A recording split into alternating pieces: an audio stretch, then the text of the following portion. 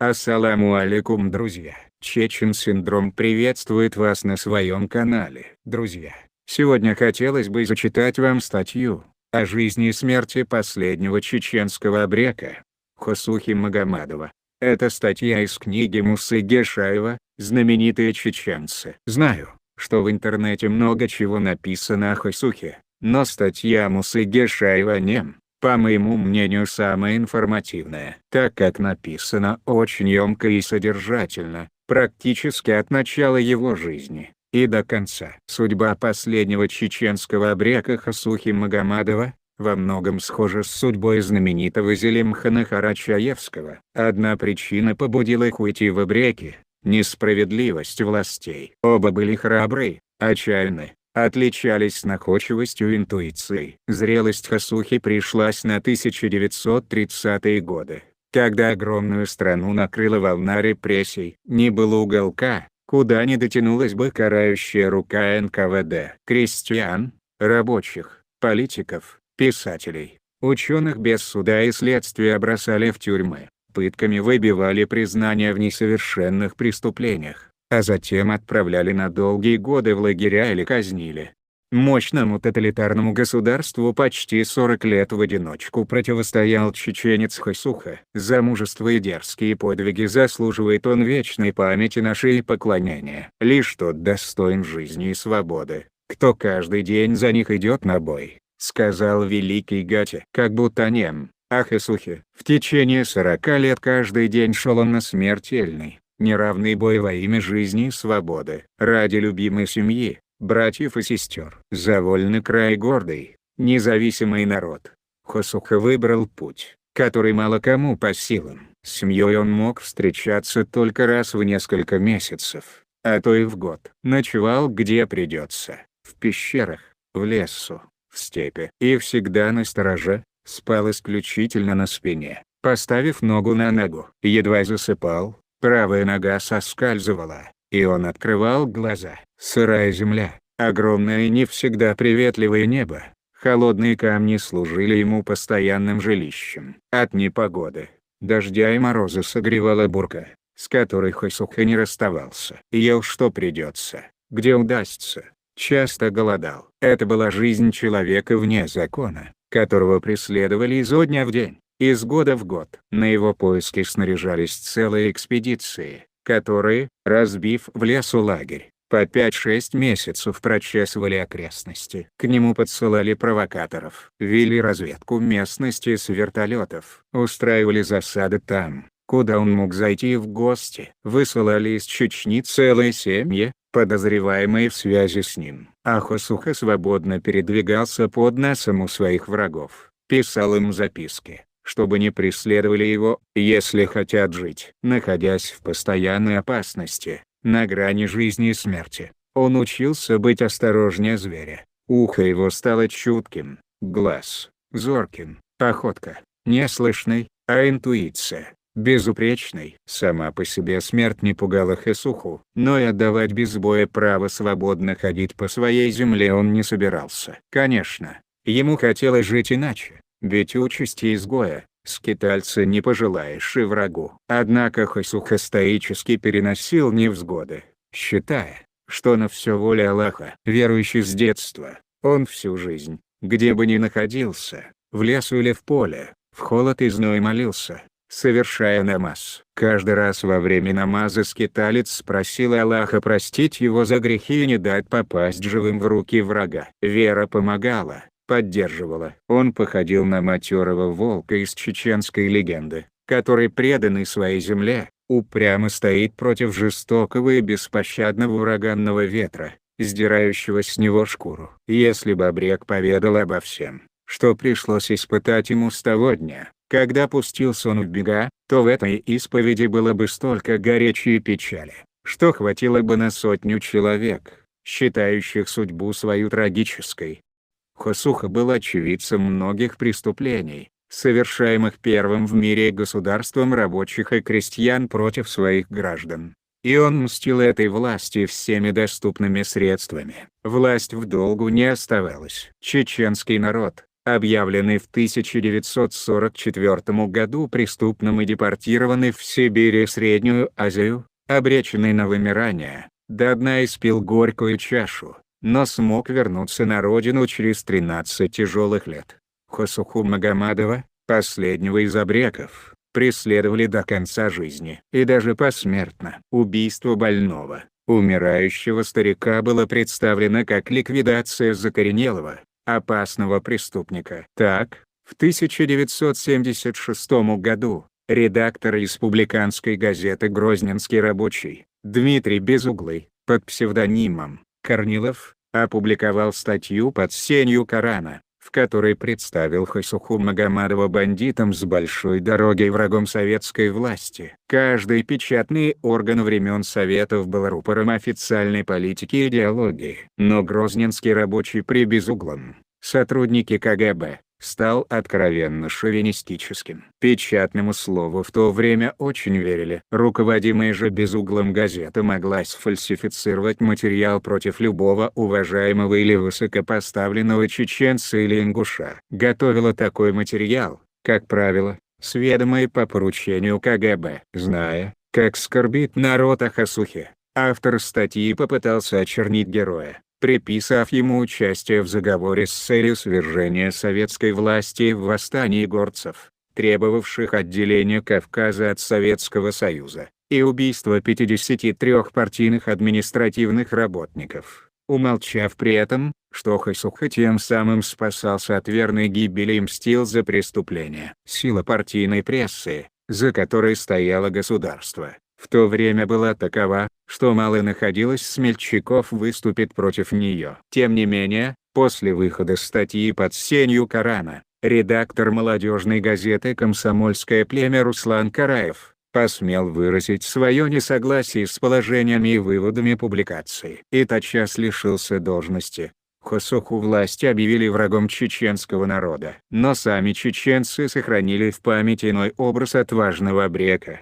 Хосуха родился в селении Гатинкале, ныне Асланбек-Шарипова, Шатойского района Чечни, в мае 1905 года, в многодетной семье простого горца. Гатинкале – небольшое высокогорное село, каких сотни в горах Чечни. Но благодаря тому, что здесь родина знаменитого абрека, оно стало широко известным. 9 детей Магомадовых росли, как и во всех горских семьях, без роскоши. Одежда старшего переходила к младшему, и так до тех пор, пока совсем не изнашивалась. Отец умер рано, когда Хосухе только исполнилось 18 лет. Все заботы по воспитанию детей легли на плечи матери. Дети ее жалели, старались помочь по хозяйству, пропалывали и убирали кукурузу, заготавливали дрова. Хосуха хотел учиться, и его отдали в обучение муле. Обучение велось на арабском языке. Требования были жесткие, учение давалось тяжело. Но, по рассказам близких, юноша был усидчивым и трудолюбивым. Хосухе нравилось учиться, и он мечтал продолжить учебу в Грозном. Однако семья едва сводила концы с концами, и о дальнейшем образовании не могло быть и речи. Тогда Хосуха, зная арабский, начал изучать Коран и основы мусульманской религии. Шло время. Односельчане проникались уважением к этому рослому, крепкому парню с суровым, проницательным взглядом. Многие девушки вздыхали о нем. Его любили в семье. Добрый и отзывчивый по натуре, Хосуха, тем не менее, был человеком независимым, самолюбивым и в обиду себя никому не давал. В 19 лет юноша женился. Теперь у него была своя семья. Появились дети. Хотя он и не учил специально русский язык, практически знал его неплохо, поэтому местные органы нередко приглашали его в качестве переводчика. Так Хосуха стал свидетелем многих человеческих драм. В конце 1930-х годов началась эпоха большого террора. Усилились гонения на мулы верующих, одного за другим чекисты забирали известных, уважаемых людей. Без вести исчезали те, с кем Хосуха учился и кто его учил. Вся вина этих людей состояла лишь в том, что они были верующими, знали Коран и были духовными наставниками. Арестовывали по ложным доносам, обвинениям, сфабрикованным самими властями. Хосуха чувствовал, что рано или поздно придут и за ним, так как был почитаем верующими. Но он решил не сдаваться властям и в случае опасности уйти в обреки. Между тем обстановка в Чечне осложнялась с каждым днем. Зрело недовольство сталинской политикой. Мусульмане, соблюдавшие древние обычаи и законы чеченского общества, подвергали жестоким преследованиям. Интеллигенция и духовенство беспощадно истреблялись. Придумывая всякие небылицы об участии в антисоветских заговорах, сталинские сатрапы уничтожили, отправили в лагеря лучших из лучших. Были расстреляны поэт и драматург Саид Бадуев, поэт Абди Дудаев и писатель Шамсуддин Айсханов. В ссылке находились писатель Халид Ашаев и поэт Арби Мамакаев. Через все пытки сталинских палачей прошел сын чеченского народа Абдурахман Афтарханов, впоследствии ставший политологом с мировым именем. Видные представители национальной интеллигенции, талантливый юрист Майрбек Шрипов и Хасан Исраилов, несогласные с проводившейся политикой, скрывались в горах, дабы избежать горькой участи, постигший почти всех талантливых чеченцев. Доведенный до отчаяния народ готов был в любую минуту восстать. Хосуха видел, как накапливается в душах людей ярость. Его не меньше других возмущало происходящее, но он был бессилен изменить ход событий. 1939 год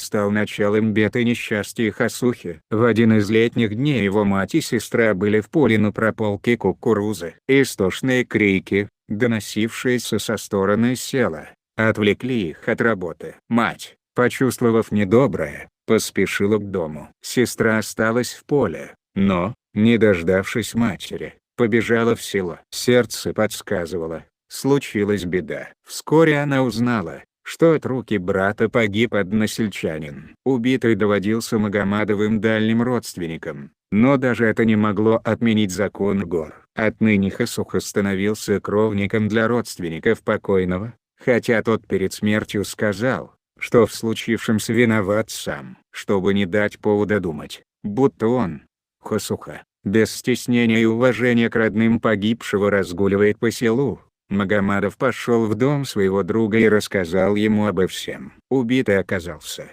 к несчастью, родным братом хозяйки дома. Друг Хосухи стоял перед нелегким выбором, принимать у себя обидчика родни или нет. Но победила мужская дружба. «Жена, забирай все, что хочешь, и уходи. Мой друг стал вашим кровником, и если ты будешь здесь, он не сможет приходить ко мне. Поэтому я развожусь с тобой. Мы больше не муж и жена. Спасибо, что ты однажды согласилась переступить порог моего дома», — поблагодарил он мать своих детей. Таков был горский обычай. Женщина, ставшая жертвой обстоятельств, вернулась в родительский дом, где в это время был тизет. Дело передали в шариатский суд. Хосуху признали невиновным. Кровная месть была снята, так как и родственники убитого простили его, согласившись с решением суда. Но согласно Адату, Хосуха до конца своей жизни обязан был уважительно относиться к родным и близким покойного и,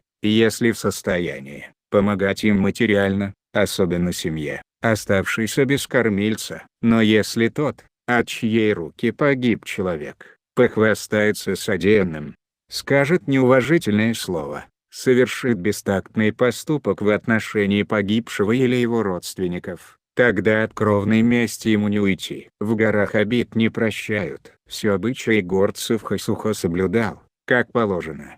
Всю жизнь он тяжело переживал трагическое происшествие, стал реже появляться в селе, чтобы не быть живым напоминанием об этой трагедии, старался обходить стороной родственников несчастной жертвы. Однако если родственники погибшего простили Хосуху, то представители власти, всегда искавшие повод покарать всякого, кто придерживался старинных обычаев, воспользовались этим случаем. Хосуху арестовали и увезли в Грозненскую тюрьму. Там за короткий срок он испытал столько несправедливости, унижения и оскорблений, что до конца своих дней возненавидел власти так называемых блюстителей стражей закона. Он решил любыми путями вырваться на волю. Говорят, как-то Хосуха спросил одного из охранников, можно ли убежать из этой тюрьмы? Тот ответил: за 100 с лишним лет отсюда удалось сбежать только одному человеку, Абриаку Зелимхану. Значит, я буду вторым, уверенно произнес Хэсуха. Не такие пытались, да на тот свет отправлялись, усмехнувшись, сказал охранник, взглянув на повеселевшего заключенного. Через несколько дней Хэсуха исполнил свой замысел. Он сумел разоружить охранника и с помощью этого оружия расчистить себе путь на волю. Выйдя за ворота, он бросился в Сунжу, на берегу которой находилась тюрьма. С тех пор Хэсуха предпочитал скорее умереть, чем попасть в руки узаконенного беззакония. На воле Хэсуха присоединился к повстанческому отряду Хасана Исраилова. Это был героический человек, пылкий патриот, возглавивший вместе с Майрабеком Шариповым восстание против сталинщины и даже образовавший временное правительство на подконтрольной повстанцам территории Чечни. Хасан Исраилов писал такие резкие письма Сталину, что у чиновников из НКВД волосы становились дыбом, так как в них открыто и прямо говорилось об обожествляемом отцу всех народов, о его преступлениях. Было приказано уничтожить мятежников. Против них бросили специально обученные войска. Села, жители которых поддерживали восстание, бомбили с воздуха днем и ночью. Мятежники оказывали сопротивление карательным частям, но силы были слишком неравны. Повстанцам не хватало оружия и продуктов питания. К тому же они действовали разрозненными и малочисленными группами. Восстание было жестоко подавлено. В одном из боев погиб Хасан Исраилов. Когда чекисты возвращались в Грозный, Хэсуха и его товарищи устроили засады на горной дороге. Они уничтожили около 20 карателей.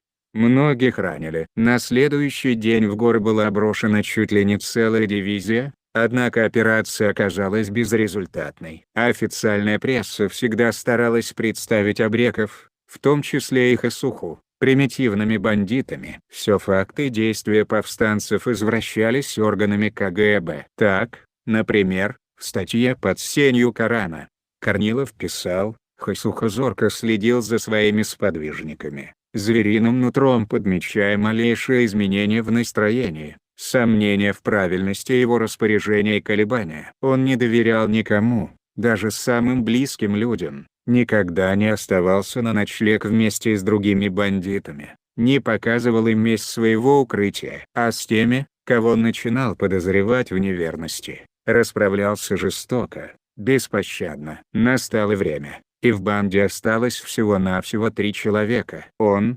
Магомадов, Абу Муслим Дидиев и сектант Малаканин Григорий Коновалов, в свое время насильственно уведенный в банду, да так и прижившийся в ней.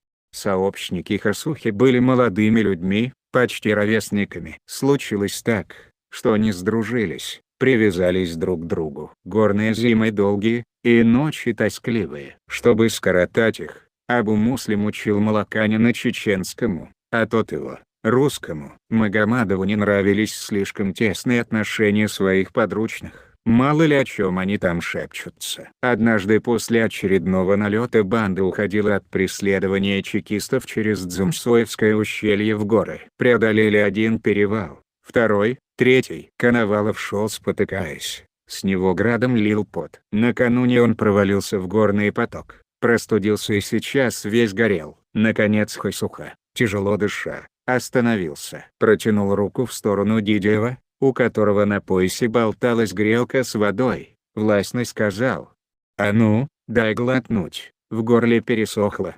«Не дам, для Гришки вода». Прижал к животу грелку Абу Муслим. «Видишь, он больной. Для Гришки». Сверкнул недобрым взглядом Хэсуха. «Вон ты как заговорил». «Ну, погоди». Ночью, когда утомленные погоней парни уснули, Магомадов пристрелил обоих. Трупы сбросил в ущелье, где шумел горный поток. Пейте досыта. Когда в 1976 году, сразу после убийства Магомадова, я читал эти измышления в газете «Грозненский рабочий», то не мог не возмутиться. Откровенно наглая ложь, а подана так, будто автор был рядом с Хэсухой, когда тот убивал своих товарищей. На самом деле все обстояло иначе. Коновалов действительно болел, но его выходили Хасуха и Абу Муслим. После выселения чеченцев в 1944 году они подумывали тоже выехать в Среднюю Азию к своим семьям. И Коновалов решил покончить с обреческой жизнью. С согласия товарищей вернулся в семью, а спустя полгода вдруг пришел обратно.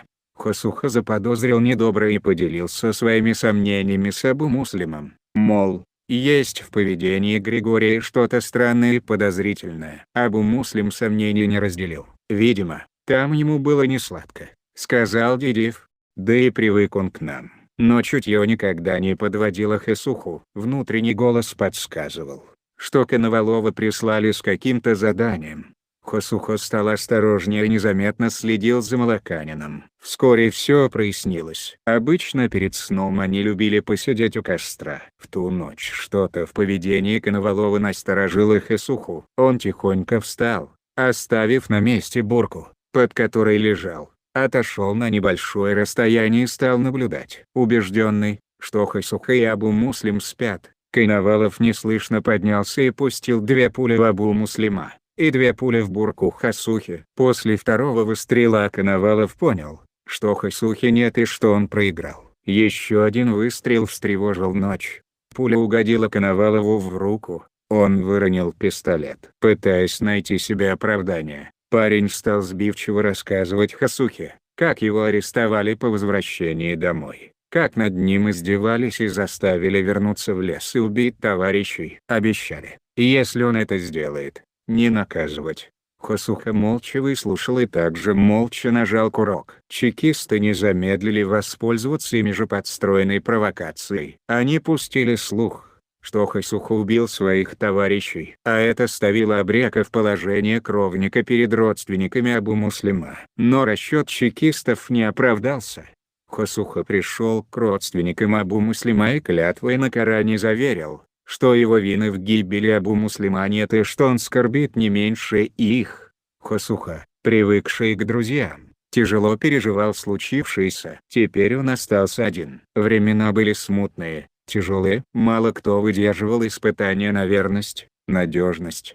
Хасуха пытался найти оправдание измене Коновалова и не мог. В памяти всплывали события, сблизившие его, чеченца, с этим русским. В начале 1944 года в село Чечни привезли работников НКВД, переодетых в красноармейцев, якобы на учения. Их расквартировали в домах горцев, где многодетные семьи без того едва сводили концы с концами. Однако чеченцы не роптали. Будучи по своей природе людьми гостеприимными, они относились к непрошенным гостям терпеливо и дружелюбно. Делили с ними последний кусок хлеба. В доме Магомадовых тоже жили двое. Хасуха, узнав о постояльцах, стал чаще появляться в семье. Но его никто не трогал. Его фамилию не интересовались. Гости вели себя так, будто и сами не знают, для чего на самом деле их сюда направили. Тем не менее Хасуха относился к ним с опаской, зная, что власти не простят ему побега из тюрьмы и обречества. Как-то к постояльцам приехал подполковник Буканов. Хасуха сразу почувствовал неладное, а важный гость прикинулся таким добрячком, чтобы расположить к себе Хасуху. При первом же знакомстве подарил ему револьвер. Но Абрек разгадал его замысел. Это могло послужить поводом для обвинения в похищении у подполковника оружия. Тем не менее револьвер Хасуха все-таки взял. «А что ты мне подаришь?» — спросил подполковник.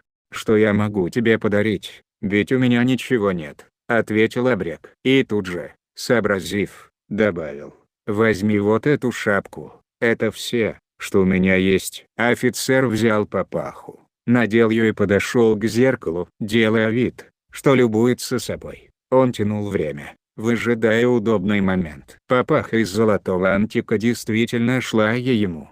Хасуха понял, что медлить больше нельзя. Он попытался выйти из дома, но гость, наблюдавший за каждым его движением, окликнул: «Куда же ты, кунак? Погоди, посмотри, как я выгляжу в твоей папахе. Ведь теперь мы с тобой кунаки до гроба. Давай посидим, Поговорим. Я же в гостях у тебя. Да и холодно на улице. Как-никак зима. Мне надо коня своего забрать у соседа, спокойно сказал Хасуха. Небось, заждался. Я обещал прийти. Может, ты мне дашь свою шубу? Я ненадолго, на несколько минут. Не чувствуя подвоха, гость отдал свой овчинный тулуп. Хасуха оделся и быстро вышел. Укрывшись в отдалении, он стал наблюдать за своим домом, куда вскоре поспешно прошли около десятка вооруженных людей. Опасения Хасухи подтвердились. Напрасно прождали чекисты до самого утра. Подполковник был в ярости. Он угрожал жене, детям. Требовал срочно найти Хасуху или сказать, где его искать. Но было уже поздно. Абрек перехитрил его, оставил в дураках. С тех пор Хасуха редко появлялся дома. Знал, что за его родными ведется слежка. Хасуха ушел к горе Гатилам и оттуда продолжал совершать диверсии. За неделю до выселения чеченцев и ингушей Хасуха сообщил матери, которую часто навещал, о зловещих слухах, и твердо сказал, что Чечню не покинет, останется в горах. «Значит, сын мой, моими детьми будут и 5 твоих, как же я их прокормлю?» Заволновалась мать. «Аллах вас не оставит, Нана», — сказал Хасуха. «Приспособитесь как-нибудь. Живым я им в руки не дамся. За меня не волнуйся». «Ну что ж, пусть будет так, как ты решил, сынок», — смирилась мать. «Береги себя, и я буду за тебя молиться. Да хранит тебя Бог». Через неделю Хасуха стал свидетелем жуткого зрелища. Его детей, братьев, сестер и мать под конвоем погнали со двора. Что он пережил в тот день, когда крадучись следовал за ними к площади? Он видел, как всех его односельчан погрузили в машины и увезли в неизвестном направлении. Он смотрел на происходящее и не только не мог помочь этим несчастным людям, но и не имел возможности подойти к родным проститься. В тот день в селе было больше солдат и чекистов, нежели жителей. Постояльцы, которые жили в домах горцев, оказались карателями из Красной армии. Хасухе казалось, что страшнее дня в его жизни не будет. Но что это только начало. Он убедился уже на завтра, когда ходил по опустевшим селам и не встретил ни одного человека. Лишь мычали недоенные, голодные коровы и лаяли собаки. В эти дни он исходил много сел, надеясь хоть где-нибудь встретить людей. Так он стал свидетелем страшного преступления в селении Хайбах. Сталинские палачи заперли в конюшне имени Берия, так по иронии судьбы называлась колхозная постройка. Жители окрестных сел и сожгли их заживо. Когда огонь охватил конюшню и под напором обезумевших людей рухнули ворота, застрочили автоматы, людей расстреливали в упор. Младенцев, которых матери, пытаясь спасти от огня, выкидывали за ворота. Красноармейцы принимали на штыки. Еще дымились обгоревшие трупы, а в Москву летело сообщение: наркому внутренних дел СССР товарищу Лаврентию Павловичу Берия. Только для ваших глаз. Ввиду нетранспортабельности и в целях неукоснительного выполнения в срок операции «Горы», вынужден был ликвидировать более 700 жителей в местечке Хайбах, город Грозный, УВД, полковник Гвишаня, и из Москвы, за решительные действия в ходе выселения чеченцев в районе Хайбах. Вы представлены к правительственной награде с повышением в звании. Поздравляю. Нарком внутренних дел СССР Лаврентий Павлович Берия. Абрек оплакивал свой народ, когда убийцы, осуществлявшие геноцид в Чечне, принимали награды. Хасуха был настолько потрясен увиденным, что впервые плакал горькими слезами и долго-долго потом не мог прийти в себя. Он продолжал обходить одно за другим горные селения, молясь за живых и мертвых. В одном из дворов небольшого села он наткнулся на 3-летнюю девочку, у которой не было сил даже плакать. Видно было, что малышка не ела уже несколько суток. А в доме Хасуха нашел убитых старика и девушку. Видимо, старик был больным и немощным, а дочь не захотела оставить его одного. Их расстреляли в упор, выпустив каждого по 2 пули. Хосуха выкопал небольшую яму и придал тело убитых земле. С почти безжизненным тельцем ребенка на руках он тайными тропами пробрался на альпийские луга к знакомому пастуху-грузину и отдал ему девочку, попросив позаботиться о ней. Семья пастуха выходила и вырастила девочку, которая всегда считала Хосуху своим настоящим отцом. Эту историю народ услышал из ее уст на митинге в 1991 году в Грозном, когда она вместе со сторонниками генерала Джохара Дудаева отстаивала независимость Чечни.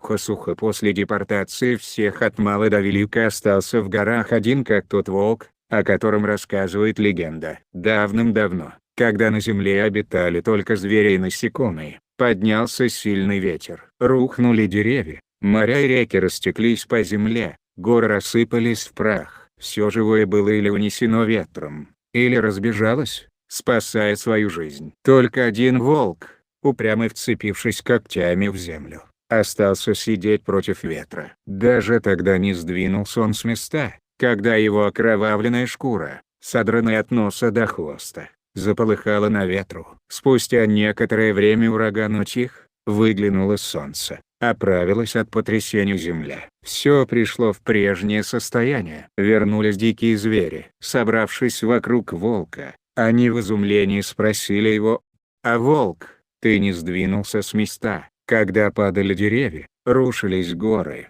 вода заливала землю, а все живое, обезумев, бросилось прочь в надежде спасти свою жизнь?» Гордый волк, окинув взглядом бескрайнюю даль, ответил: «Я стою на земле моих предков. Какая бы беда ни пришла, у меня нет места, куда бы я смог уйти, оставив родину». Понурив головы, расходились по своим норам звери. Под ногами Хосухи тоже находилась земля его предков, и не было иного места, куда бы он мог уйти. И стал он мстить за свой народ. Мирных жителей не трогал, какой бы национальности человек ни был. Но тем, кто его преследовал, пощады не давал. В той же статье под сенью Корана автор приводит один эпизод, якобы связанный с жизнью Хосухи, когда бандиты устроили засаду на дороге возле села Советское. Задерживали всех, повалили дерево на дорогу, остановили 2 машины. Пассажиров загнали в лес. В чаще всех обыскали. Вывернули карманы у 3 мужчин: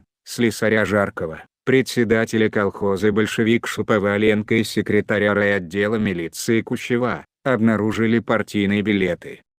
Коммунисты. Попались собаки. Хосуха замахнулся на Шуповаленко, ожидая, что тот уклонится от удара, но встретил полный ненависти и гордого презрения взгляд мужчины. «Храбрость свою показываешь?» — рассвирепел бандит, судорожно вздергивая автомат.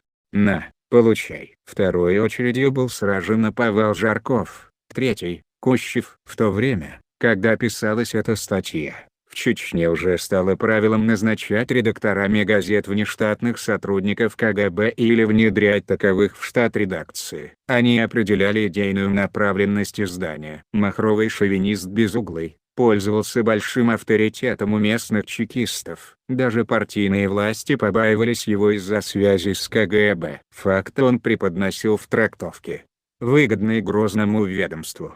Хосуха действительно расстрелял названных людей, но только после того, когда слесарь Жарков признался, что они являются сотрудниками КГБ. Только поэтому и не было фамилии Жаркова на доске почета сотрудников КГБ, погибших в борьбе с так называемыми бандитами. На этой доске, размещенной у входа в здание КГБ в Грозном, были выбиты золотыми буквами на белом мраморе фамилии Шуповаленко и Кущева. Хосуха был очевидцем всего, что происходило в те годы не только в горах Чечни, но и на равнине. Он видел, как после депортации чеченцев мародеры из соседних сел растаскивали их имущество. Особо усердствующих Хосуха расстреливал. Он стал подумывать о возможности выехать к своей семье в Среднюю Азию. После выселения народа власти обязали авторитетных религиозных деятелей Арсанова и Индарова уговорить объявиться тех, кто оставался по разным причинам в горных лесах. Они обещали людям безопасность и возможность выехать к своим семьям. Хосуха не верил обещаниям, но все же решил испытать судьбу. С несколькими чеченцами он пришел в КГБ и тотчас был арестован и брошен в камеру. Правда, в этот раз над ним не издевались. Его просто хотели использовать для ликвидации чеченцев, находившихся в горах. К Хасухе приставили 2 сотрудников КГБ, отлично владевших чеченским языком, и отправили в горы провести разъяснительную работу среди тех, кто скрывался от властей. Хасуха просил, чтобы сначала ему разрешили повидаться с семьей, но получил отказ. Он согласился отправиться в горы. Но как только Абрека и сопровождавшие его чекисты оказались в лесу, Хасуха расстрелял их и скрылся. Однажды во время очередного допроса у председателя местного отделения КГБ в комнату зашел старый знакомый Хасухи, подполковник Буканов. Он был уже в ранге полковника. Буканов узнал Абрека, зло взглянул на него, но вспоминать старую историю не стал. Прошел год. Как-то зимой Хасуха зашел в столовую в Гудермесе и снова увидел Буканова. Тот сидел за столом с 2 высокопоставленными чиновниками в папахе, подаренной ему Хасухой при столь памятных обстоятельствах. Увидев Абрека, полковник растерялся и полез в карман за оружием. Но Хасуха опередил его и хладнокровно застрелил всех 3. Затем забрал свою папаху и ушел. В тот же день на его поиски в горы было брошено несколько спецотрядов. Им удалось окружить Хасуху. 7 суток он не мог выйти из окружения. Ни на минуту не сомкнул глаз. Питался горстью кукурузы, завалявшейся в сумке. Ему чудом удалось уйти, переодевшись в форму убитого им чекиста. Голодных и бессонных ночей в жизни Хасухи всегда было много. За ним постоянно охотились спецслужбы. Когда летом в горы на несколько месяцев снаряжались экспедиции для поимки Абрека, он спокойно ходил по городу, открыто появлялся в селах. Однажды в горском доме он застал спящего чекиста из числа его преследователей. Хасуха, конечно, мог сразу прикончить парня, но не стал даже будить его. «Передай этому парню», — сказал он хозяйке дома перед уходом, — «что он молод и красив, пусть больше за мной не гоняется. Скажи ему, что я дважды предупреждать не люблю». После этой встречи молодой чекист больше не преследовал Хасуху и был благодарен ему за то, что тот пощадил его. Как человек набожный, Хасуха верил, что сам Всевышний помогает ему. Однажды ночью ему приснился святой старец, который предупредил, что он окружен тройным кольцом. Но Хасуха спал. Святой вторично попытался разбудить его, настойчиво повторяя, что он окружен. Хасуха продолжал спать. Очнувшись, Абрек увидел, что он действительно окружен. У него был один выход — броситься в глубокую пропасть. Надежды остаться в живых не было. Но лучше разбиться о камни, чем попасть в руки преследователей. Всю оставшуюся жизнь он будет удивляться, как смог тогда выжить. Только помнил странное ощущение, будто его подхватили невидимые руки и опустили на землю, словно на крыльях. Тогда он отделался несколькими царапинами. Безвинным Хасуха не причинял зла. Он помогал всем, с кем его сводила судьба. Однако не прощал тех, кто от его имени творил подлое дело. Однажды он встретил 3 незнакомцев, гнавших отару овец. Хасуха знал, что отара принадлежит его приятелю, Чубану-грузину. Абрек заставил незнакомцев признаться в краже. Оказалось, что они от его имени потребовали дать им 20 баранов, но грузин не поверил им и отказался. Тогда они убили Чубана и забрали отару, уверенные, что злодеяние повиснет на Хасухе. Абрек расстрелял всех 3 овец, так как у убитого Чубана семьи не было, раздал сиротам в одном из горных сел. И таких случаев в жизни Хасухи было немало. КГБ делало все, чтобы народ возненавидел Хасуху. Но люди знали Абрека, сочувствовали ему и помогали. В 1974 году Хасуха Магомадов находился в гостях у своих знакомых. Но кто-то донес в КГБ, что Хасуха ночует в селе. В КГБ быстро разработали план по ликвидации Хасухи. Соблюдалась строжайшая секретность. О готовящемся деле не известили даже МВД. Операцию возглавил подполковник Георгий Салько. Салько пообещал председателю КГБ республики, что этой ночью Хасуха будет взят живым или уничтожен. «Можете операцию по ликвидации бандита Магомадова считать законченной», — заверил он. «Значит, вернешься оттуда полковником», — подбодрил его генерал. Салька отобрал 6 самых, на его взгляд, надежных и преданных работников из числа офицеров КГБ. Провели последний инструктаж и выехали из города. Каждый из участников заранее знал, где он должен находиться и что делать во время операции. Дом стоял почти над пропастью. Единственное окно и дверь выходили во двор с плетеным, 1,5-метровой высоты забором, который замыкался стенами дома, так что из окна, и из двери можно было попасть только во двор. Решено было у забора с 3 сторон расставить 6 сотрудников с автоматами. Казалось, все было на стороне тех, кто проводил операцию.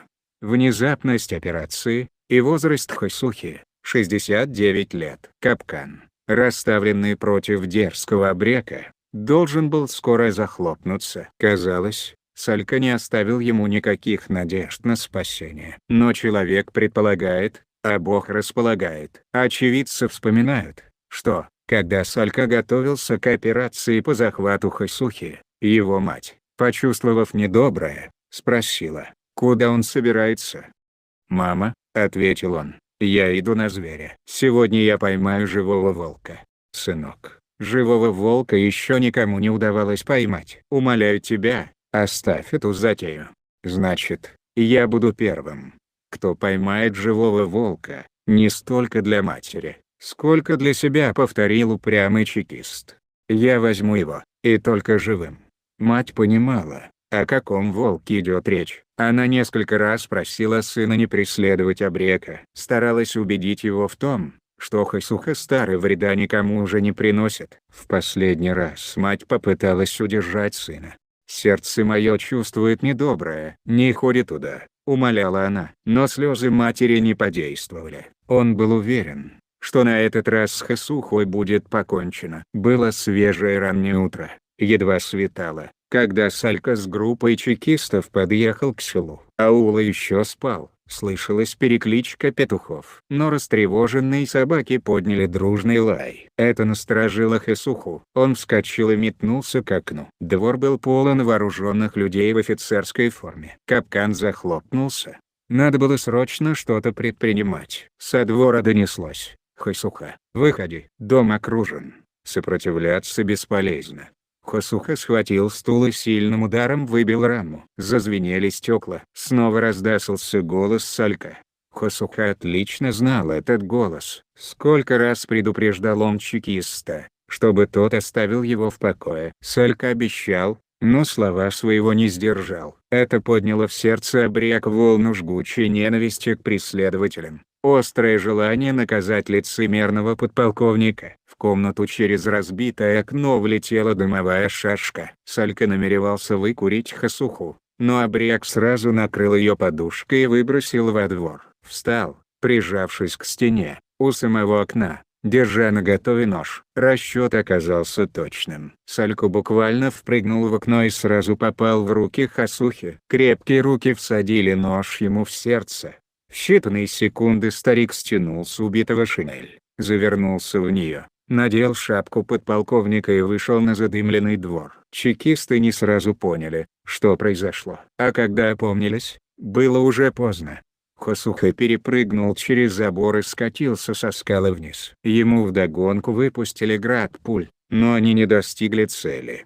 Хасуха укрылся под скалой. Выждав, пока кончится стрельба, пробежал еще 100 метров. Затаился. Впереди показался всадник. Хасуха вышел из укрытия и попросил уступить ему лошадь. Горец узнал Хасуху и отдал лошадь, уверенный, что тот вернет ее. Чекисты прознали об этом и нагрянули в дом хозяина лошади. «Значит, ты помог бандиту уйти?» — спросил один из них. «Я не знаю, про какого бандита вы говорите», — ответил чеченец. «Если имеете в виду старика Хасуху, то ему помог не я, а вы. Если бы не дали ему уйти, он бы и мою лошадь не увел. Разве вы, окажись на моем месте, не отдали бы ему коня?» Трудно было что-то возразить горцу. Через несколько дней Хасуха вернул хозяину лошадь. Позорно закончилась операция, которая столь тщательно готовилась. Власти, как могли, старались это утаить. Придумали версию, будто пуля, выпущенная Хэсухой, рикошетом угодила в подполковника. Но скрыть истину в республике, где практически все друг друга знают, было невозможно. Народ в душе торжествовал. Особенно восхищались тем, что Абрек выбрался практически из безвыходной ситуации. Это было так похоже на подвиги знаменитого Зелимхана. После случившегося разгневанные власти бросили на поиски Хэсухи вертолеты, солдат, милицию. Во всех селах проводились собрания, митинги, осуждающие Абрека и клеймящие его. Организовывались добровольные группы поиска из милиционеров, комсомольцев, дружинников. Подозреваемых в связях с Хэсухой арестовывали и ссылали за пределы Чечни. Только из одного села было выселено 13 семей. Особому гонению подвергались родственники Хэсухи. Зима 1975 и 76 годов была самой тяжелой для Хэсухи. Она выдалась снежная и холодная. Добывать пищу с каждым днем становилось все труднее.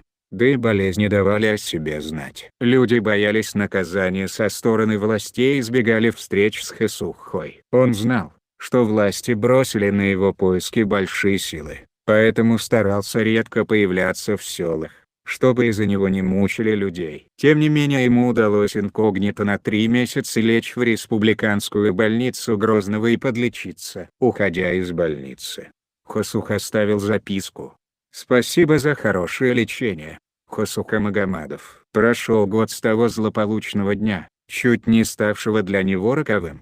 Хэсуха был болен и все чаще подумывал о смерти. Он понимал, что дни его сочтены. Теперь у него была одна мечта — умереть по-человечески и быть похороненным, как положено правоверному мусульманину. В конце марта 1976 года он посылает брату записку, чтобы тот пришел на кладбище и похоронил его. Тяжело больной, он несколько суток проводит там в ожидании смерти. Сам копает себе могилу. Заметив вооруженного старика, школьники рассказывают об этом родителям, а те ставят в известность милицию. Узнав, что его обнаружили, Хэсуха решает пойти на другое кладбище. Но тут его окружает милиция и односельчане. Хэсуха сидел на берегу ручья, опираясь на палку, прикрытой кустарником. Он, казалось, ни на кого не смотрел, что-то шептал. С шеи на ремешке свисал бинокль, у пояса болтался кинжал, из-под накинутой на плечи плащ-палатки торчала боевая винтовка. На этот раз деваться ему было некуда.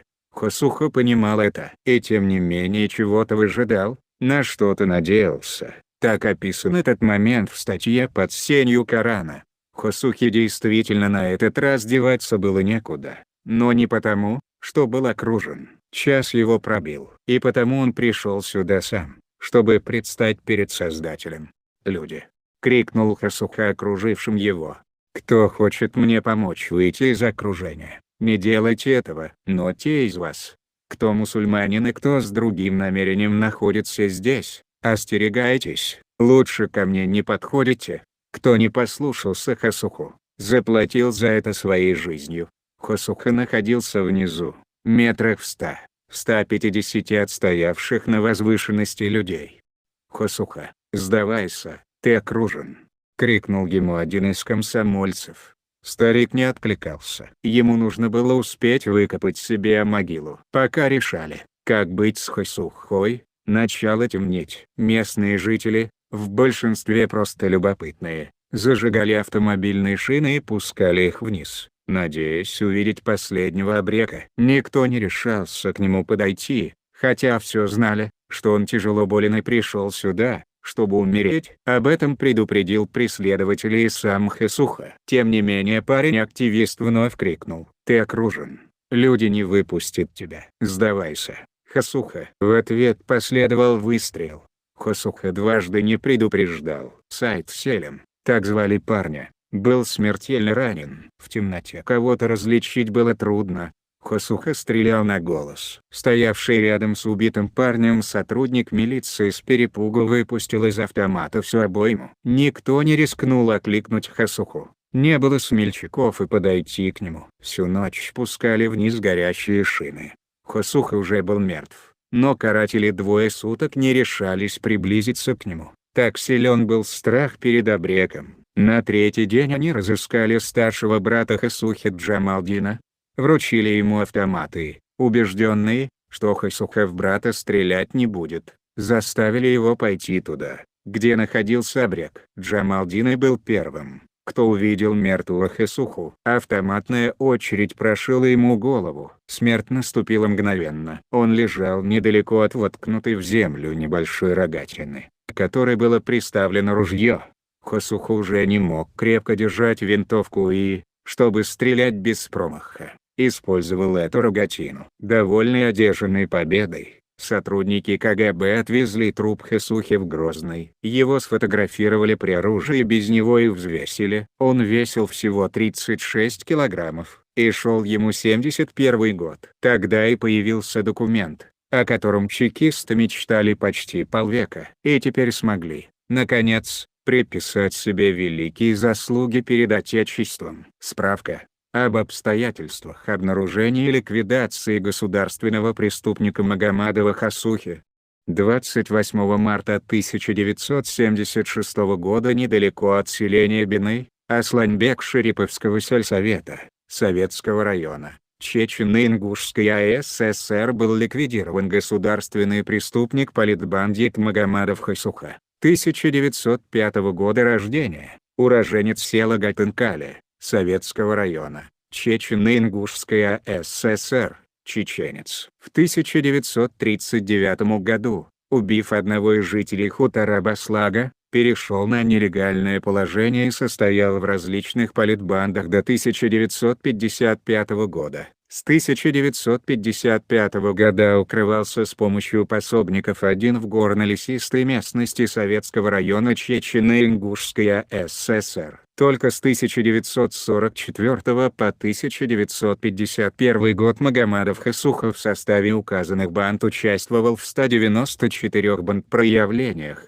в том числе в 33 убийствах и 10 ранениях работников партийно-советского актива, органов госбезопасности и милиции. За период нахождения на нелегальном положении Магомадов Хосуха лично совершил свыше 30 убийств. 29 ноября 1974 года при проведении операции по его задержанию Магомадов Хосуха был ранен. Однако ему удалось уйти от преследования оперативной группы и скрыться. В этой операции от пули бандита погиб начальник советского РО КГБ подполковник Салько Георгий. 28 марта 1976 года Магомадов Хосуха, вооруженный винтовкой и пистолетом, с большим количеством боеприпасов, был обнаружен жителями в ущелье, недалеко от селения Бины, Асланбек-Шариповского сельсовета, Советского района, Чечено-Ингушская ССР. При проведении операции по уничтожению бандита проявили смелость и отвагу сотрудники МВД, КГБ и солдаты военной части 3394. Министр внутренних дел Чечено-Ингушской ССР полковник милиции Алексей Федорович Бус. В справке говорится о проявленной смелости и отваге. Но Хосуху убил случайным выстрелом сотрудник милиции, чеченец. Ни МВД, ни КГБ, ни тем более воинские части тут ни при чем. Да и много ли надо геройства, чтобы расправиться с умирающим стариком? Мечта Хосухи быть похороненным по-человечески, ради чего он и пришел на кладбище, не сразу сбылась. Власти отказывались выдать его тело, будто боялись, что он воскреснет. Пришлось выкупить за деньги. День, когда сотрудники КГБ праздновали победу, был днем траура для чеченцев и ингушей. Но то, что у Хосухи нашли недавно испеченные чепилгаши тобером, лепешки и блюда из сметаны с творогом, испортило настроение победителям. Значит, до последнего дня Абрека были помощники, были сочувствующие ему, а следовательно, были непокорные властям горца. Хосуха мешал власти, тем, кому нужна была Чечня без чеченцев. Но когда в годы депортации чеченская земля действительно опустела, власть не чувствовала себя здесь хозяином. Она боялась Хосухи, народного мстителя. Она боялась живого свидетеля того, что творили сталинские палачи в горах Чечни. Она ненавидела его за то, что Абрек был единственным хозяином этих гор. Власть, поставившая на колени народ великой страны, не могла допустить, чтобы хоть один человек смел чувствовать себя свободным от нее, независимым. Чекисты отказывались выдать тело Хасухи. Труп Хасухи был вывезен в Грозный, в морг республиканской больницы. Местные власти собирались отрезать голову Хасухи и отправить в Москву. Но даже в то время нашелся среди чеченцев человек, не позволивший издеваться над трупом. Это был Мак Махмад Хасханов. В то время Мак Махмад работал в милиции. Он и брат Хасухи Джал Мирза вывезли из морга труп Хасухи и по мусульманскому обычаю похоронили его на татарском кладбище в Грозном, за консервным заводом. К сожалению, где сейчас могила Хасухи, точно никто не знает. В 2017 году, на 64-м году жизни, не стало и самого Мак Махмада, да помилует их всех Аллах. Хасуха тяжело жил и умер, не так, как ему хотелось. Но его жизнь — это жизнь всех ярких и сильных людей, осмеливающихся плыть против течения. И потому навсегда останется в памяти народный последний из абреков, бунтарь-одиночка Хасуха Магомадов. Друзья, на этом все. С вами был Чечен Синдром, и до новых встреч.